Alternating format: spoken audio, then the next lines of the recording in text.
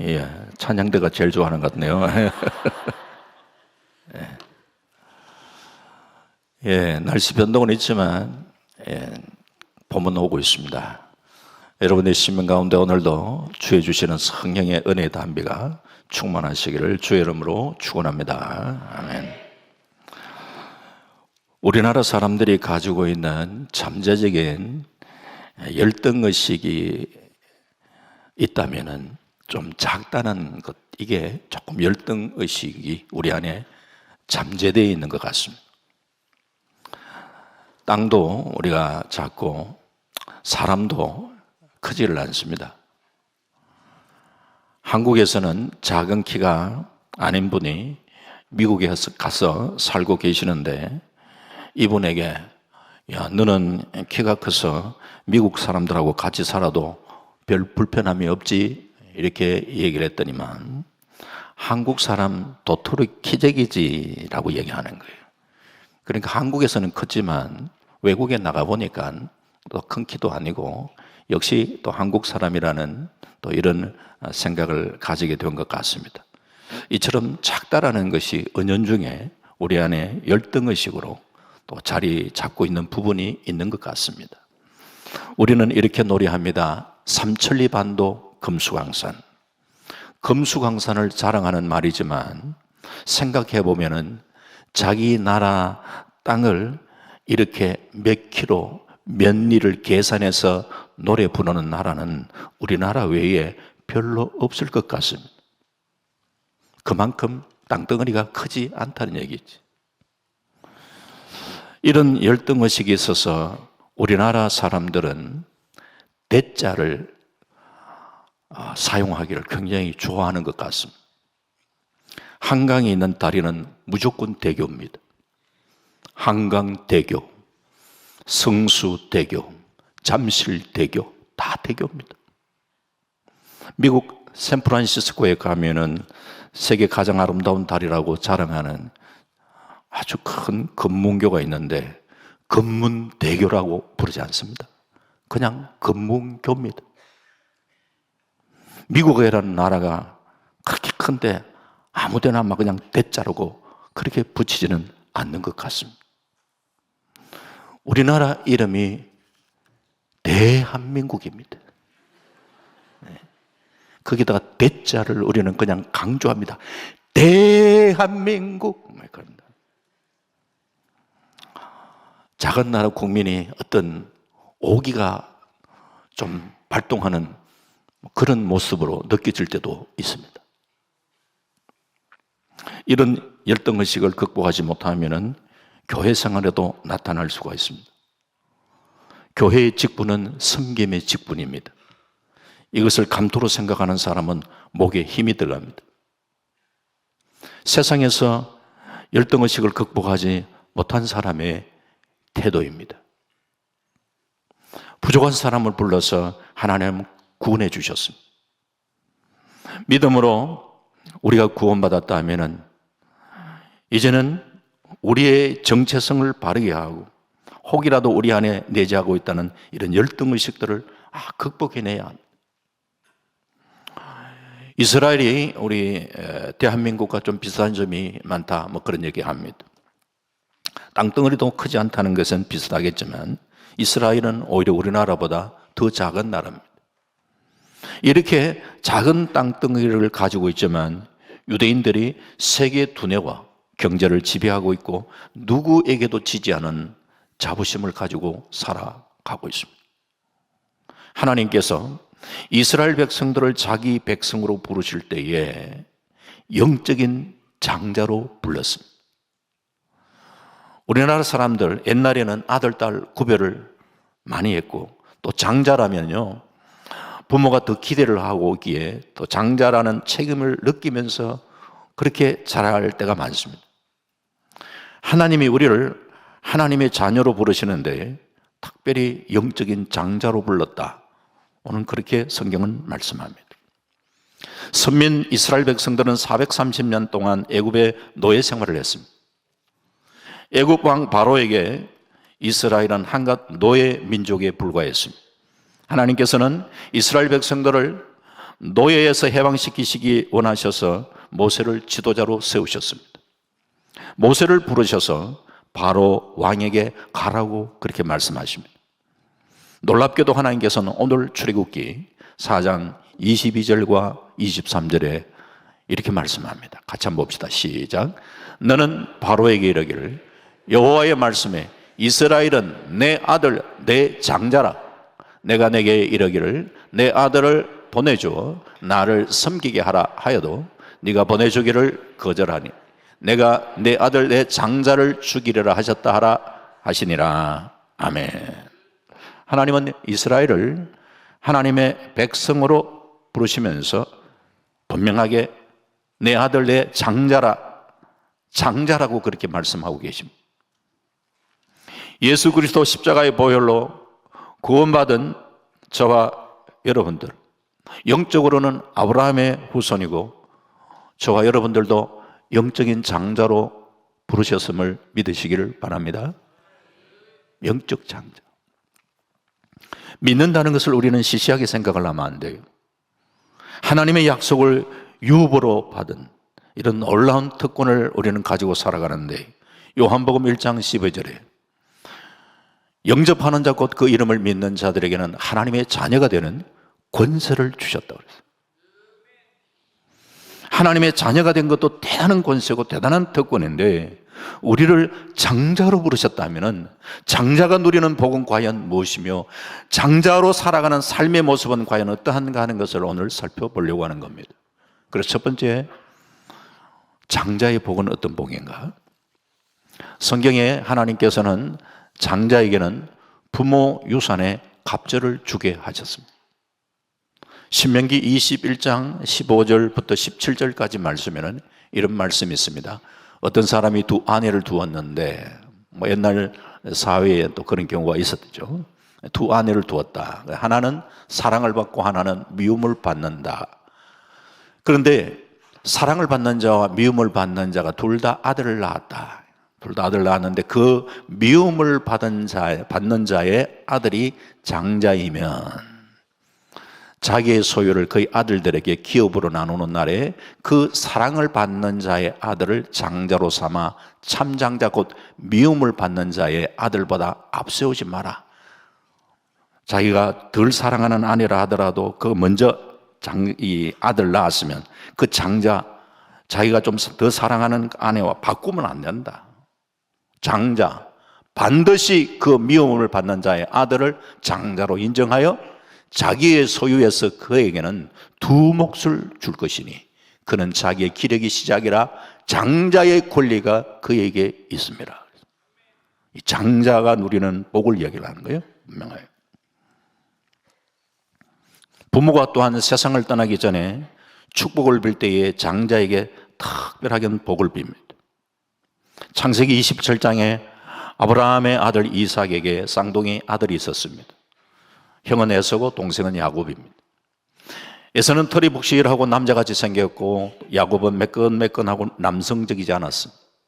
야곱은 쌍둥이로 태어나면서 동생으로 태어났다는 것이 늘 억울하게 생각하고 어쨌든지 간에 형의 장자권을 자기가 가로채고 싶은 마음을 갖고 있었어요.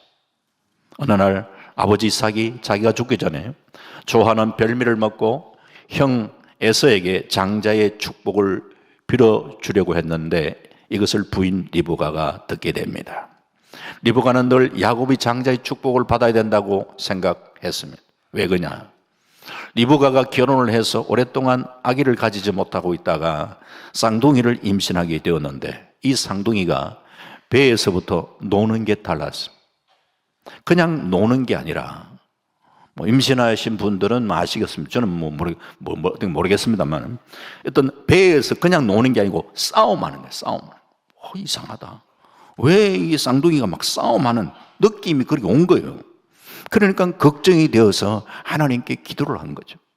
하나님께 기도를 했더니만 하나님이 응답하시기를 큰 자가 어린 자를 섬기리라. 하나님은 그렇게 얘기를 하셨어요. 그래서 리브가 입장에서는 어떻게 하든지 하나님의 뜻을 따라 야곱이 장자의 축복을 받아야 된다라고 생각을 하면서 인간적인 그런 방법을 동원하게 된 것이죠. 에서는 털이 많은 사람이고 야곱은 매끈매끈하니까 야곱에게 에서의 옷을 입히고 염소 새끼 가죽으로 그 손과 목에 매끈매끈한 곳을 커버해서 털 사람 에서처럼 꾸몄습니다. 그리고 아버지가 좋아하는 음식을 급하게 만들어서 아버지께 갖다 드리도록 했습니다. 눈이 어두운 아버지, 야곱이 별미를 가지고 왔다고 하니까 야, 어떻게 그렇게 빨리 별미를 해왔느냐? 예, 하나님께서 도와주셔서 이렇게 빨리 짐승을 잡을 수 있었습니다. 아버지께서 이 별미를 드시고 나를 마음껏 축복해 주시길 원합니다 라고 얘기합니다. 그런데 눈은 흐리지만 머리 소리를 듣는데 이상하다. 이 에서의 소리가 아니다. 의심이 드는. 그래서 창세기 27장 32절에 그 아버지 이삭이 그 얘기를 해. 너는 누구냐? 그가 대답하되 나는 아버지의 아들 곧 아버지의 맏아들 에서로소이다. 이 말을 하면서 얼마나 떨렸겠습니까? 속으로는. 맏아들 에서라고 강조하고 있어요. 목소리는 야곱의 목소리지만 몸은 에서의 몸이로다 하면서 이삭이 더듬더듬 만져보면서 그러면서 야곱에게 장자의 축복을 다 빌었습니다. 나중에 에서가 사냥하고 돌아와서 그 사실을 알게 되고 에서가 울면서 아버지께 간청합니다. 아버지, 아버지요. 아버지께서 빌 복이 이 하나뿐입니까? 다시 말하면 야곱에게 빈 이 장자의 축복 나에게도 또 빌어주시면 안 됩니까? 그때의 아버지는 야곱에게 장자의 그 복을 다 빌었기 때문에 너에게는 줄 복이 없다 했어요. 그러면은 장자에게 준 그 복이 뭐냐? 장자에게. 그게 창세기 27장 28절 29절이. 이 야곱이 이삭이 야곱에게 빈 이 축복 속에 이 장자의 그 축복이 어떤가 하는 것을 알 수 있어요. 같이 봅니다. 시작. 하나님은 하늘의 이슬과 땅의 기름짐이며 풍성한 곡식과 포도주를 내게 주시기를 원하나. 물질의 복이죠. 만일 너를 섬기고 열국이 내게 굴복하리니 네가 형제들의 주가 되고 내 어머니의 아들들이 내게 굴복하며 너를 저주하는 자는 저주를 받고 너를 축복하는 자는 복을 받기를 원하노라.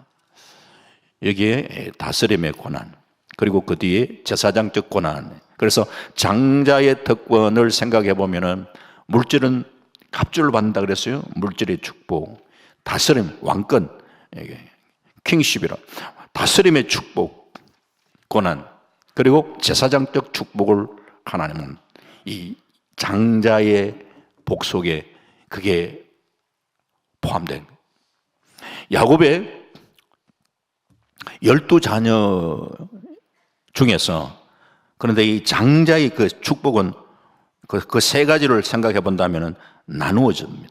물질의 축복은 장자는 갑절로 받는다 했는데 요셉에게. 그런데 요셉은 지파가 두 지파잖아요. 에브라임 지파, 므낫세 지파. 그래서 갑절로 받은 거죠. 갑절로. 그래서 두 몫을 가지게 된 겁니다. 물질의 축복은 요셉에게 두 몫을 가지고, 다스림의 복은 유다가 가지게 됩니다.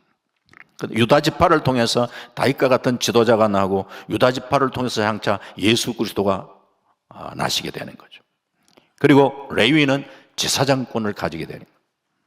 레위 지파는 세상의 기업은 없지만 하나님의 기업이 되시고 그러면서 하나님의 일을 하는 그런 지파로, 제사장적 지파, 그 축복, 레위 지파가 차지하게 되는 거예요.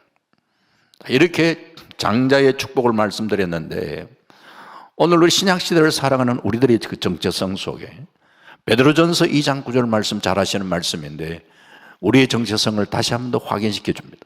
같이 한번 봅니다. 시작. 그러나 너희는 택하신 족속이요 왕같은 제사장들이요 거룩한 나라요 그의 소유가 된 백성이니 이는 너희를 어두운 데서 불러내어 그의 기이한 빛에 들어가게 하신 이의 아름다운 덕을 선포하게 하려 하심이라. 아멘. 하나님이 우리를 왕같은 제사장으로 부르셨다. 이 땅을 우리는 살아가면서 이런 바른 정체성을 간직하면서 우리 안에 혹 내재되어 있던 그런 열등의식들을 완전히 우리 떨쳐버리고 영적인 장자의 복을 누리면서 살아갈 수 있기를 주의 이름으로 축원합니다. 또 기도하실 때도 그렇게 기도하시길 바랍니다. 하나님, 영적 장자의 복을 누리며 살아갈 수 있도록 하나님 인도하여 주옵소서. 우리 주변을 보면요, 사실 모든 것을 다 갖추신 분들 그렇게 많지가 않습니다. 무슨 말이냐? 돈 많고 인물 좋고 머리 좋고 가문 좋고 이런 걸 다 갖춘 분도 혹 있지만 그렇게 많지 않습니다. 드뭅니다. 그래서 하나님은 참 공평하신 하나님이다 라는 말을 많이 쓰시잖아요. 인물이 참 좋으면 머리가 조금 딸리기도 하고, 또 머리가 참 비상하면 인물이 조금 거시기 할 수도 있고, 물질의 축복을 하나님 주셨으면 또 다른 부족한 것들이 또 따를 때가 있고, 다 갖추고 있다면 정말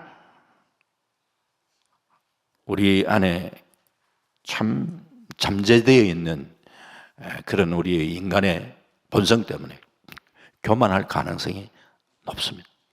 하나님께서 좀 부족한 것들을 우리에게 허락하신 것 같아요. 겸손하게. 어쨌든 물질의 복을 받든지 권세의 복을 받든지 제사장의 복을 받든지 하나님 영적 장자의 축복을 허락하여 주시옵소서. 기도하며 장자의 복을 누리시며 살아가시기를 다시 한번 주의 이름으로 축원합니다. 두 번째로, 이런 영적 장자의 삶은 어떤 삶이냐? 그러면 우리의 정체성이 영적 장자라면은 영적 장자는 어떤 삶을 살아가느냐는 거죠.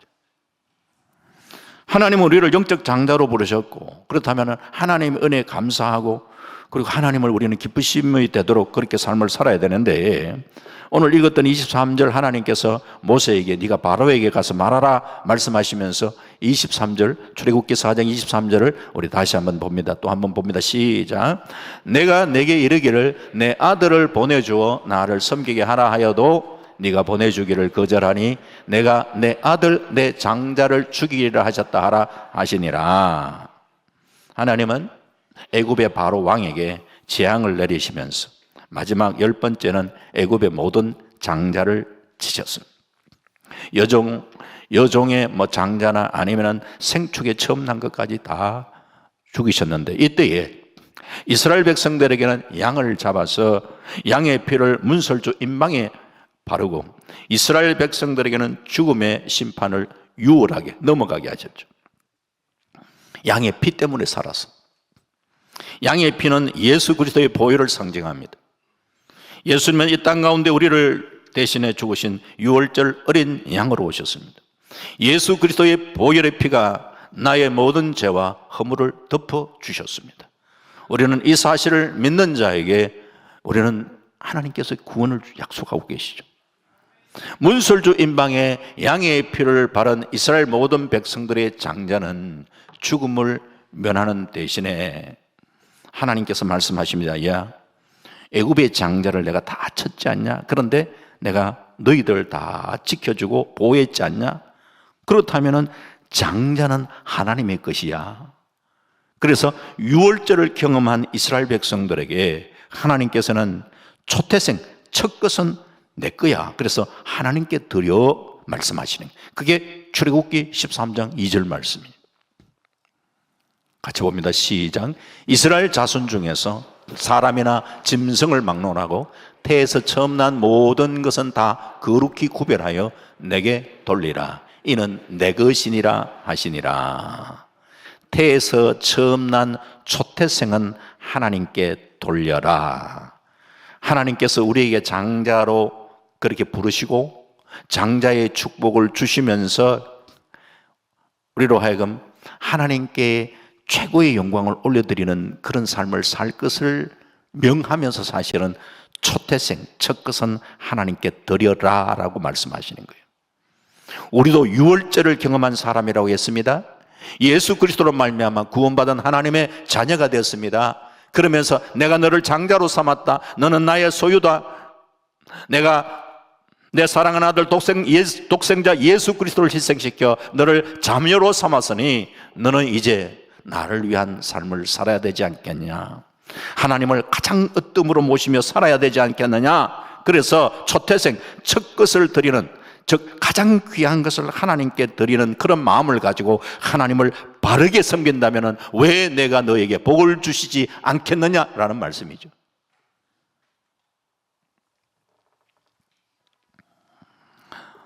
하나님과의 관계도 그렇지만 사람과의 관계도요, 사람들이 나를 인정해 준다, 기분이 다 좋습니다. 인정받으면 다 사람 기분 좋아요. 그러면은 인정해 주면은 다 그분께 더 잘해주고 싶고 그러잖아요. 반면에 내가 무시당한다고 생각할 때 마음이 상합니다. 나를 어떻게 보고 이렇게 대접하는가, 이런 생각이 들죠. 마찬가지로 우리는 하나님과의 관계에서 하나님께서 당신의 독생자를 희생하셔서 나를 그렇게 구원하셨다. 그러면은 나도 그 하나님께 나의 최선을 다하는 삶을 살아야 되지 않겠는가, 이런 마음을 가지고 하나님을 내 인생의 최고로 모시고 초태생을 그렇게 하나님께 드리는 이런 마음을 가지고 살아갈 때에 하나님이 우리를 복 주신다는 거죠. 하나님께서 우리를 하나님의 자녀로 삼으셨다는 것도 사실은 감격스러운데, 좀 더 우리의 정체성을 확인해 볼 때에 나를 영적인 장자로 삼았다 할 때는, 야, 그렇구나, 우리 내면에 흥분함이 있어야지. 나는 영적인 장자라는 거. 하나님께서 나를 귀하게 대하신다면 나도 하나님을 최고로 모시며 살아야 되죠. 하나님께서 우리를 부르시는 관계성에는 보면 하나님은 우리와의 언약적 관계로 그렇게 우리와의 관계를 맺기를 원하시는데, 처음부터 언약적 관계로 맺는 건 아니에요. 가령 예를 들어서 하나님이 우리를 부르시고 하는 과정 속에 우리 신앙이 어리고 할 때에는 하나님은 전능자의 모습으로 우리에게 나타나십니다. 모든 필요를 떠나채우시고, 하나님이 야, 전능하신 분이구나, 이걸 경험하게 하시고, 그러면서 우리의 신앙이 어느 정도 성숙하고 성장할 때에 이제는 언약적 관계를 맺기를 원합니다. 이제 너는 내가 이렇게 하는 말을 잘 들으면 내가 너에게 복을 주고 말씀하신 언약적 관계. 부모가 자식을 키울 때에, 아주 어릴 때는 부모가 그냥 일방적으로 모든 걸 다 해줍니다. 갓난 아기에게 요구를 하겠습니까? 그냥 일방적으로 다. 그러다가 어느 정도 어느 성숙을 했다 그러면은, 이제 말귀를 알아듣고 성숙하면은 이제 부모가 네가 아빠가 시키는 이 말을, 네 말 잘 들으면 내가 이렇게 해주마. 부모가 그렇게 요구를 하는 거예요. 그게 언약적 관계로 성숙하는 거예요. 그런 성숙의 관계를 거치면서 주님을 나의 신랑으로, 나는 신부로, 그래서 참 그런 신랑 신부의 관계성 속으로 친밀함으로 그렇게 나아가는 관계, 그 성숙한 관계로 나아가는 거예요. 이 말씀을 드리는 것은 하나님께서 우리를 그렇게 인격적 관계로 우리에게 그런 은혜를 베푸셨을 때에 우리도 마땅히 하나님 앞에 그런 반응을 가지며 살아야 된다는 얘기죠. 어느 목사님이 이런 조사를 했습니다. 신유의 은사로 병이 나은 분들 중에 지속해서 건강을 유지하신 분도 계시고, 때로는 보면은 그 병이 재발하는 경우도 있더라. 그래서 어떤 사람이 그렇게 재발을 많이 하는가, 나름대로 이렇게 조사를 해보았더니만, 조사에는 한계가 있지만, 그러나 일반적으로 보니까 재발하시는 분들이 보니까 감사할 줄 모르는 사람, 참 받은 바 귀한 은혜가 큰데 간증이 없는 사람, 헌신이 없는 사람, 이런 사람들이 보면 재발을 좀 하는 경우가 많더라. 그런데 하나님께서는 참 그렇게 은혜를 주셔서 이런 건강을 하나님 회복해 하셨을 때에 그 은혜에 감사하는 마음으로 정말 하나님께 영광을 올려드리는 헌신의 삶을 살아가시는 분들은 하나님께서 지속적으로 지켜주시는 모습을 봤다라고 이야기하는 거예요.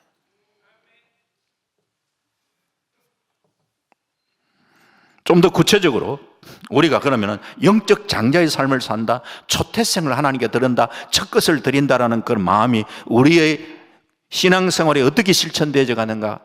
가장 가까이는 우리가 물질의 11조를 드린다. 뭡니까? 물질의 주인은 하나님이십니다. 내 삶의 최고 가치는 돈이 아니라 내 삶의 최고 가치는 하나님이십니다. 그렇기 때문에 물질의 열의 하나, 대표성의 원리를 가지고 하나님, 물질 전부가 하나님 내게 주셨지만 이 열의 하나는, 이것은 전체를 하나님 주셨지만 하나님이 내게 주셨습니다. 이런 대표성의 원리를 가지고 하나님 앞에 신앙의 고백으로 나는 물질 의존적인 삶을 사는 것이 아니라 하나님 의존적인 삶을 삽니다라는 이런 고백이 담겨져 있는 그런 예물이잖아요. 이걸 가장 율법으로 해가지고 그렇게 강요하는 게 아니잖아요. 아브라함이 전쟁에 승리하고 제일 먼저 이 성경에 11조가 등장하는 그 부분이 전쟁에 승리하고 돌아왔던 이 아브라함이 멜기세덱에게 11조를 드리는 얘기가 소개되고 있잖아요. 누가 드리라 그랬습니까? 아무리 생각해도 이 전쟁은 하나님께서 함께 하셔서 이 전쟁에 승리케 하셨구나. 집에서 기르는 사람들 데리고 가서 그렇게 승리를 하고 돌아오면서 야, 이건 하나님의 은혜구나라고 생각을 하면서 누가 드리라고 한 것도 아닌데 하나님이 하셨습니다. 이것은 하나님의 것입니다 라는 마음을 가지고 11조를 드리는 거예요. 기쁨으로 감격으로 드리는 거예요. 요즘 유튜브에 보면은 11조가 어떻고 저떻고 그냥 자기 단편적인 얘기를 하시는 분도 계시는데 잘 모르는 소리를 하는 것 같다 이런 생각이 들어요. 우리는 깊은 신앙적 의미를 바로 아셔야 돼요. 그냥 감격으로 기쁨으로 드리는 거예요. 강요가 아니에요. 그렇게 살아가는 삶의 나름대로의 신앙의 간증들을 갖고 있는 거예요. 새벽 기도를 드린다. 예수님이 새벽 기도의 본도 보여주셨지만 하루에 가장 귀한 첫 시간을 하나님 앞에 드립니다라는 이런 마음이 담겨져 있는 거잖아요. 그 새벽 기도를 드리는 모습들은 다양할 수 있겠죠. 주일 성수를 한다. 한 주의 가장 귀한 날, 이 날을 거룩하게 구별되어 하나님 앞에 주께 영광 올려드린다. 건강도 하나님이 주신 건강이기 때문에 이 건강을 가지고 하나님께 내가 주를 위해서 이 몸을 드립니다라는 이런 마음의 자세를 가지고 믿음의 사람이라면, 영적 장자라는 그런 정말 특권을 내가 누리고 있다면 그런 마음을 가지고 살아가지 않겠냐 이 말이에요. 하나님이 주신 귀한 자녀들, 하나님 이 자녀가 무엇을 하든지 간에 하나님 나라를 위하여 귀하게 쓰임받는 귀한 믿음의 자녀가 되길 원합니다 라고 우리가 기도하는 게 당연한 기도잖아요. 하나님께서 나를 장자로 그렇게 삼으시고 최고의 예우를 해주셨다면 나 역시 그 주님께 정말 최고로 최선의 영광을 올려드리는 이런 삶을 우리는 마땅히 살아가는 거예요. 그래서 영적 장자의 축복을 누리며 살아가시길 원한다면 내 인생에 하나님을 어뜸으로 모시겠다는 결단이 있기를 다시 한번 주의 이름으로 축원합니다. 뿐만 아니라 장자에게 두 목서의 기업을 준다고 그랬잖아요. 그러면은 2배, 물질의 2배를 받는다. 기쁜 일인지 갑절의 복을 주신 이유는 그에 따른 책임도 다할 것을 요구하는 겁니다. 다시 말하면 내 자신만을 위한 내 배만 채우기 위해서 갑절로 복을 주신 것이 아니라 가까이 있는 내 가족들, 동생들, 이웃들 내가 한번 눈을 들어 살피도록 그렇게 갑절로 주셨다는 걸 아셔야 돼요. 그래서 하나님께서 주신 복을 나만이 아니라 남을 위해 사는 삶을 살아야 되는 거예요. 이스라엘 백성들이 하지 못했던 부분이 바로 이 부분이에요. 하나님은 이스라엘 백성들만 사랑하신 줄 알았어요. 이방 사람들 아예 그들도 보지 이방 사람들은 아예 개 취급했어요. 잘못된 거지. 내가 너에게 이런 영적 장자로 불렀던 이유는 뭐냐? 네가 그런 복을 누리면서 그 복이 흘러가기를 원한다. 이방에게까지 흘러가기를 원한다는 거예요. 영적 장자의 복을 누리면서 살아가는 삶의 특징은 흘러보내는 삶을 사는 거예요. 축복의 통로가 되는 삶, 사랑의 통로가 되는 그런 삶을 살아가는 줄 믿습니다. 마지막 세 번째, 이런 영적 장자의 고난, 이 고난을 잃지 말아야 된다. 그러면은 이 영적 장자의 고난이 어떻게 상실될 수가 있는가? 죄를 범하면은 장자의 고난이 상실됩니다. 야곱의 12자녀 가운데 장자는 르벤입니다. 그러나 르벤은 서모를 범하는 죄를 지으면서 실제적인 장자의 축복권 잃어버렸습니다. 역대상 5장 1절과 2절 말씀. 이스라엘의 장자 르벤의 아들들은 이러하니라. 르벤은 장자라도 그의 아버지의 침상을 더럽혔으므로 장자의 명분이 이스라엘의 아들 요셉의 자손에게로 돌아가서 족보에 장자의 명분대로 기록되지 못하였느니라. 유다는 형제보다 뛰어나고 주권자가 유다에게서 나서나 장자의 명분은 요셉에게 있느니라. 갑절의 복은 요셉에게, 유다는 이 다스림의 그 복을 누리는 그런 지파가 되었습니다. 장자권을 준다, 그만한 책임이 있다는 겁니다. 하나님께서 우리를 장자로 삼으셨고 하늘의 권세와 능력과 축복을 우리에게 주셨습니다. 십자가를 통해서 우리 주님께서 뱀의 머리, 사단의 머리를 깨뜨리셨습니다. 자, 그렇다면 이제는 우리가 그 예수의 이름을 의지하면서 믿음으로 나아갈 때에, 예수의 이름으로 선포할 때 귀신이 물러가는 그런 역사가 일어나는 줄 믿습니다. 삶 속에서 우리가 영적 권세를 사용하며 그렇게 살아가는 거예요. 네? 이미도 우리는 십자가를 통해서 이겨놓은 싸움을 우리는 살아가고 있습니다. 십자가상에서 죄의 권세는 깨뜨렸어요. 죽음의 권세를 깨뜨리시고 부활하셨습니다. 예수님의 죽음은 나의 죽음이고 예수님의 부활이 나의 부활이기에 죽음의 권세를 깨뜨리신 부활의 능력으로 우리는 당당하게 승리하며 살아갈 수 있기를 바랍니다. 그런데 범죄함으로 장자의 특권을 우리는 잃어버리지 말아야 되니, 그리스도인이 죄를 지으면 지옥 가는 것은 아닙니다. 죄를 지어도 하나님의 자녀는 하나님의 자녀입니다. 집에 자녀가 조금 밉상을 보면 그렇게 지긴다 해가지고 아이고 밉상스러운 자녀지만 내 자녀가 아니다, 이건 아니잖아요. 영생이 상실되는 것도 아니에요. 내가 너에게 영생을 준다는 말씀하시는, 그것을 빼앗을 자가 없다 그랬어요.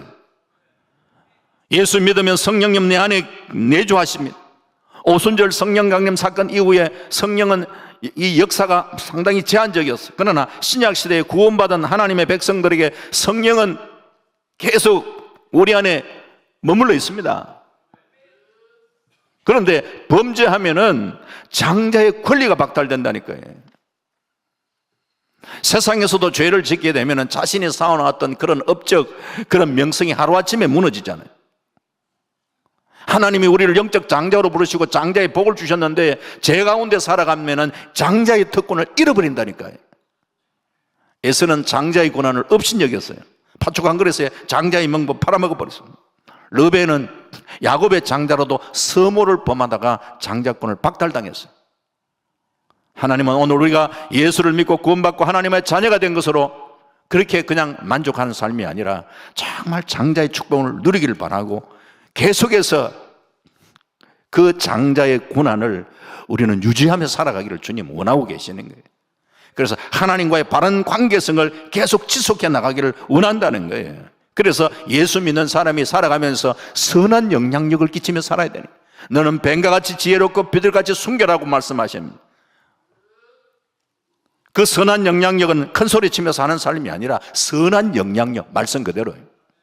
우리의 삶을 통하여 바른 진리가 무엇인가 하는 것을 세상 사람들에게 나의 삶을 통하여 좀 보여줄 수 있는, 예수 믿는 사람이 좀 다르구나 하는, 이게 우리가 세상 사람들에게 보여줘야 할 우리 그리스도인들의 모습이라는 거예요. 진리를 가지고 있는 종교라면 장자다운 하나님의 축복을 우리는 누리고 있다면 그것을 세상 속에 당당하게 보여줘야지. 그래서 우리의 삶부터 좀 바뀌어져야 돼요. 다윗은 어떤 고백을 하고 있느냐? 우리가 잘 아는 고백이지만 사실 따져보면 놀라운 고백이에요. 시편 19편 14절에 같이 한번 봅시다. 시작. 나의 반석이시오 나의 구속자이신 여호와여, 내 입의 말과 마음의 묵상이 주님 앞에 연락되기를 원합니다. 내 입의 말과 마음의 묵상이 주님 앞에 연락되기를 원한다. 아니, 나의 삶을 계속 생각해 보면 이거 상달되면 안 되는 게 많은데, 그런데 다윗이 이 고백을 하기 전에 과연 어떤 삶을 살았기에 이런 고백이 되는가? 꼭 앞부 시편 19편 10절에 이런 말씀이 있거든요. 같이 봅니다. 시작. 금 곧 많은 순금보다 더 사모할 것이며 꿀과 송이꿀보다 더 달도다. 뭐가 그렇다는 말인가? 하나님의 말씀이. 하나님의 말씀이 많은 순금보다 더 내가 사모합니다. 그리고 꿀과 송이꿀보다 다 답니다 하면서 말씀을 그렇게 붙들고 그 말씀 앞에 바로 살려고 애쓰고 노력하는 이런 삶을 살아가면서 내 입의 묵상 이게 하나님께 상달되길 원합니다라는 이런 고백을 하는,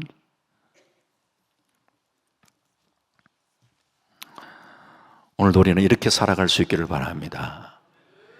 이런 선한 영향이에요.